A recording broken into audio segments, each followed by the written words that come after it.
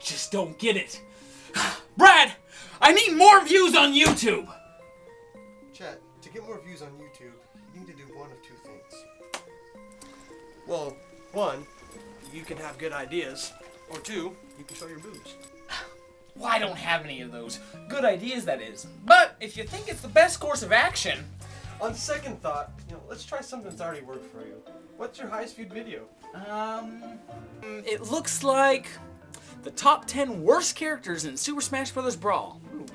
You know what? That's just it. You need to make a video of the top 10 worst characters in... Fire Emblem Awakening. But if I do that, it'll make people angry. Perfect. Well, perfect. Problem solved. Wait a second. Didn't you start off... Roll the title card! Hello, YouTube, and welcome to Gaming Gamer's Top 10 Worst Characters in Fire Emblem Awakening! An opinion piece. Hello! My name is Professor Norman, and I'm going to teach you a word you might not already know. The word is... opinion. The dictionary defines opinion as what one thinks, believes, not necessarily based on facts. So, if you're watching this video and your favorite person in the entire world is here, it is not necessarily your job to go and swear at me as to why they are the best person in the world. I feel it's important to stress this because in that so-called video, the top 10 worst characters in Super Smash Bros. Brawl, well, some people weren't too happy with it. So, what I'm about to say is my opinion, not my fact. So, let's try to have a scholarly, gentlemanly conversation in the comments if you don't agree. Thank you. Alrighty, now that I have that fun little intro out of the way, I'm going to talk about the worst characters in Fire Emblem Awakening, in my opinion. I'll be using a number of factors, however none of them will be based on the personality, because I love most of the characters from this game. But there are over 50 playable characters, and I feel it's fair to point out the 10 that aren't really the best. I mean, as long as there's 2 of anything, there's going to be at least 1 that's better, and 1 that's inferior. One more thing I'll be looking at is characters from a classical perspective, which means the characters can only die once, and if they do that, they're useless to you. Now, with that out of the way, let's go to the 10th person on our little list. Donald. I'm sure not too many people are surprised to see Donnie on this list. I mean, the game says to you on the level that you meet Donald, hey, if this character doesn't level up here, you're not gonna level him up at all, so we're gonna keep him. So naturally, we perceive that as a challenge. Heh, level some farmhand up, how hard could that be? Turns out, pretty hard. He doesn't do hardly any damage, but it can be done. And after you get him, most players put him in storage as a trophy for their accomplishments. However, more experienced players may actually see the benefit of using Donald. You see, he has really low stats and is easily the weakest character that you can have. But he has this unique skill called Aptitude, which adds 20% growth to rates during level ups. That is huge!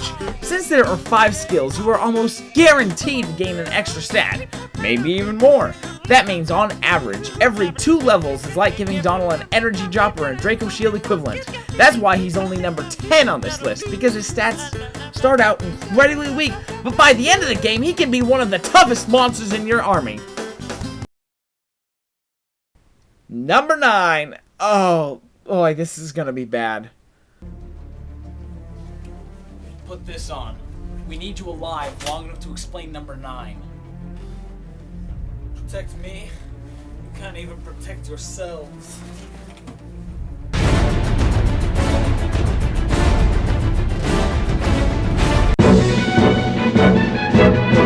Frederick! Yes, I know what you're thinking. Chat! Frederick is the heavy hitter of all time! He saves my bacon on a regular basis! What in Naga's name is he doing here? And to that, I'd say, I agree! In the beginning of the game, he is one of the best powerhouses. In the beginning of the game, later on, not so much. Why? Well, it comes down to experience distribution. You see, most characters get around 30 EXP per kill. Frederick gets less than 10, meaning levels ups aren't very frequent for him. So, at the beginning of the game, he starts out as an unstoppable engine of blood and destruction. But in the second half of the game, he begins to taper off and is surpassed. I mean, let's be honest. By a show of hands, who here actually used Frederick in the final battle? Ratcliffe, you better put your hand down right now, or I swear I will return you to the Goodwill.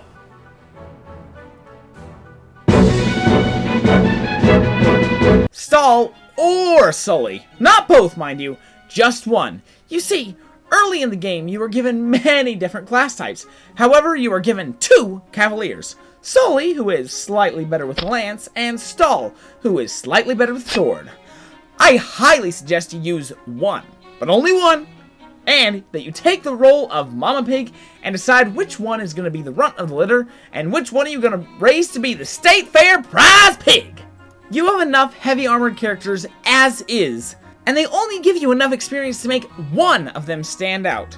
So, I suggest you choose one to be your awesome armored cavalier, and another one to keep the bench nice and warm. Alrighty, a lot of people you're going to see on this list are here because there's a better unit of them earlier on in the game. And when you get the unit, if you've been training the other unit up right, it's going to be better. However, what I'm about to explain for number 7 applies to both Rickon and Maribel, so I say, why don't the two of them hang out? Both are extremely weak and in danger of getting killed quickly if you're not too careful, and while it's nice to have some spellcasters, both are overshadowed by the Avatar, and when you get Tharja, even if you've been allocating tons of EXP to them, Tharja's amazing stats will blow them out of the water, and even more so when you finally get Henry. Servia is here because she is the only character that I actually dislike because of her personality. She's rude, mean, manipulative, textbook narcissist sociopath.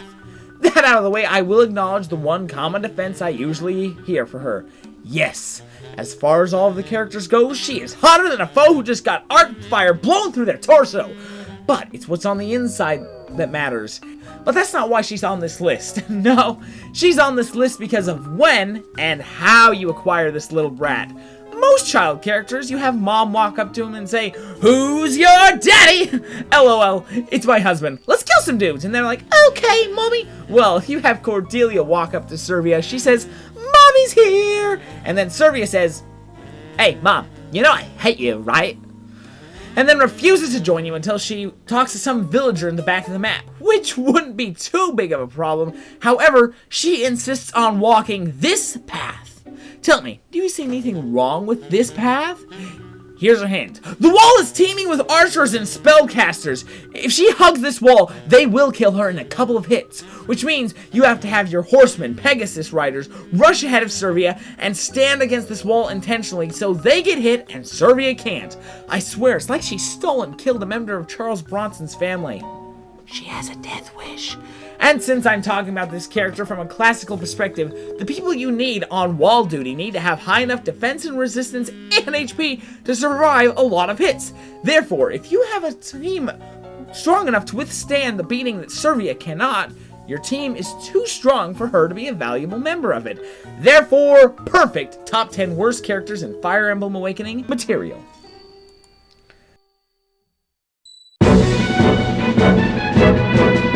I guess any flying characters can make this list, but since you get Sumiya so early on, it's more apparent with her. I mean, the extra damage from arrows can sometimes be hard to guess the hit range, so it makes her a huge target. Not to mention wind magic and axe users. I mean, Awakening was my first Fire Emblem game, so I thought that Florina was useless because of how Sumina presented Pegasus riders, but she actually proved to be pretty hardcore. However, this cannot be said for Sumiya. She's a good backup character to ferry characters long distance and protect characters and get in a few extra hits. But as a standalone, oh no sir.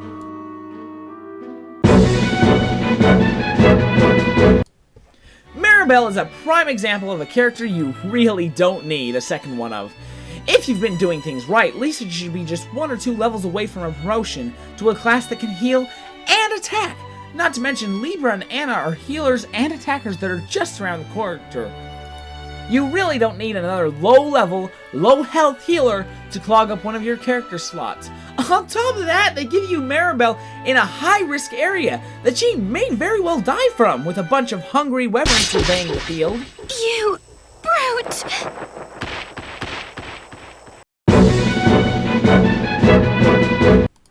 Virion! Alrighty, here, look at my playtime. See the number of times played? Well, I am pleased to announce that only about 100 of those are me resetting my 3DS to save Virion on my first classic playthrough. Oh, I hate to put Virion on this list because he is one of my personal favorite characters. However, archers are flawed in Fire Emblem Awakening. As I mentioned, I've played other games, but the game engine is slightly different in Fire Emblem Awakening due to how the levels are built and the enemy movements are way higher. Archers not as viable as they used to be. Honestly, to keep these glass cannons alive, you need at least 3 units protecting them at all times. And that's still not enough, since they can only die in about 2 attacks. Not only that, but since this game can allow enemies with 8 movement to spawn from behind you, and the inability to fight back face-to-face attackers, it pains me, but I must place Virion, your only archer, at number 3. It cannot be! Olivia is a very unique character, as she is the only character who can be the dancer class. Well, okay, there's the DLC character Marth. I'm talking pedicure on our toes, trying on all our clothes, boys blowing up our phones. But Olivia has the exact same problem as Virior. If you use her and at the end of your turn she's on a space that's purple, she's gonna end up performing an interpretive dance on the frailty of life. However, much like Sumiya, she does make a good backup character, occasionally blocking attacks, hitting a few enemies with her sword, and maybe, just maybe, if you get to the end of your turn and the area is clean of enemies, you can switch to her as the lead character and have one of your more powerful allies rush into the fore of the battle. Don't stop, make it pop, DJ blow my speakers up.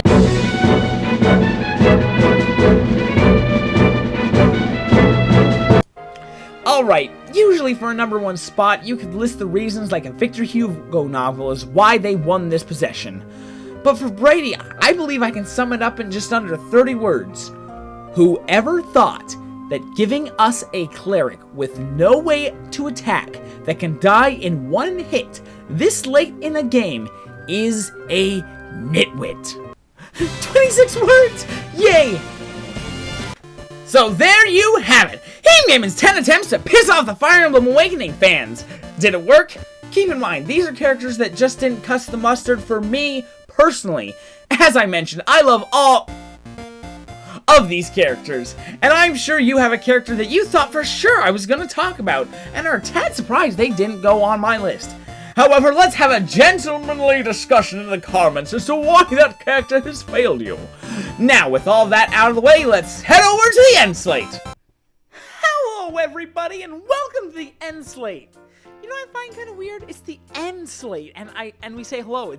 We're only gonna be here like a minute. It's already been 13 minutes. I'm just now saying hello. Well, anyway, I'm gonna go ahead and pander to you for some more views. If you like this, and I'm assuming you did, why else would you stay for all 13 minutes? Maybe you'd like to watch another top 10 around Fire Emblem. I did another one that's highly opinionated. If the characters were to get married of their own volition and not player input, we've got the top 10 canonical Fire Emblem relationships. If you want a shorter video about, I think it's 6 minutes, I did a fan parody of a Hot Pepper game review, actually ate a habanero, and reviewed Fire Emblem.